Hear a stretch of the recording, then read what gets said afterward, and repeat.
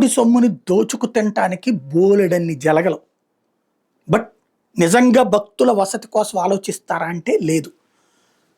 ఈనాడు గుంటూరు ఎడిషన్లో కాటేజీలన్నీ అన్యాక్రాంతం అంటూ ఓ వార్త రాసుకొచ్చింది విజయవాడ దుర్గ గుడి గురించి. బాగుంది. నా కళ్ళ ఎదురుకుండా చూస్తూ ఉన్నది. ఒకప్పుడు అందులో నీళ్లు పోసిన సేవా కార్యక్రమాలు నిర్వహించిన వాడిని, క్యూ లైన్లు నడిపి సేవా కార్యక్రమాలు నిర్వహించిన వాడిని కాలేజీ దశలో, స్కూల్ దశలో. ఆ తరువాతన జర్నలిస్ట్గా సుదీర్ఘకాలం పనిచేసిన వాడిని. ఎన్నోసార్లు నేను ప్రస్తావించాను అధికారులతో, దేవాదాయ శాఖ మంత్రులతో.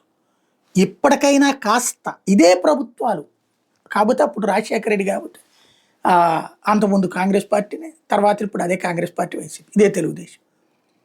అరే భక్తులకి తిరుమలలో ఉన్నట్టు ఎందుకు మనం వసతి ఏర్పాటు చేయలేం అక్కడికి వచ్చి ఉండటానికి? అంటే అప్పట్లో ఏం చెప్పేవాళ్ళు అంటే, అనా లోకల్ వాళ్ళే 90% వస్తారన్న, 10% బయట వాళ్ళు వస్తారు, వాళ్ళు దండం పెట్టుకుని వెళ్ళిపోతారు. తిరుపతిలో అంటే రోజు దర్శనం పట్టుద్దన్న కాబట్టి. ఎస్ కరెక్టే. బట్ ఇప్పుడు పొద్దున్నే జరిగే సేవకి ఖడ్గమాల సేవ లేకపోతే ఇంకొక దానికి పాల్గొనాలంటే అదే ఇక్కడ రూమ్ ఉంటే ముందు రోజునే వచ్చి ఉంటారుగా.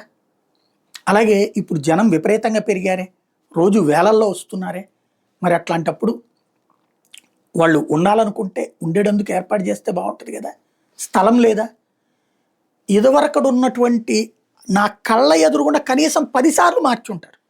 ఓసారి బిల్డింగ్ కడతారు, ఓసారి కూలుస్తారు, ఓసారి బిల్డింగ్ కడతారు, ఓసారి కూలుస్తుంటారు. ఏంటంటే భక్తులు వేసిన సొమ్ములను మింగాలి వీళ్ళు. మింగడానికి ఏదో కొత్త ప్రతిపాదనలు చేస్తూ ఉంటారు, ఉన్నది నాశనం చేస్తూ ఉంటారు.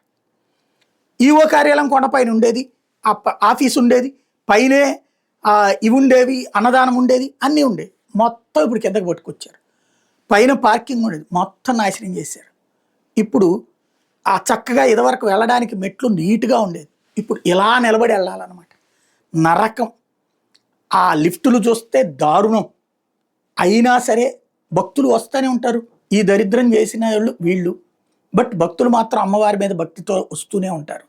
ఎప్పటికైనా సంస్కారంతో, దేవుడి పట్ల నిష్టతో, వచ్చిన భక్తులకి సేవ చేయాలన్న తలంపుతో కాటేజీలు కట్టాల్సిన అవసరం అయితే ఉంది.